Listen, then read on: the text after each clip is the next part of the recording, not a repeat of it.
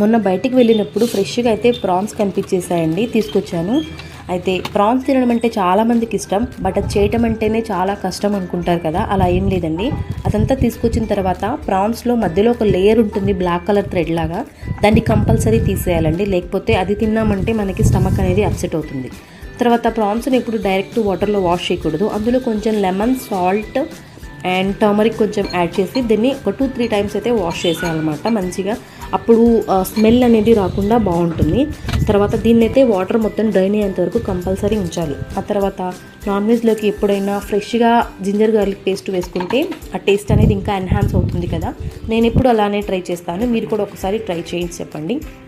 And ఇంకా దీనికి seasoning అయితే ఏం లేదండి, అల్లం వెల్లుల్లి పేస్ట్, కారం, ఉప్పు, పసుపు అంతే.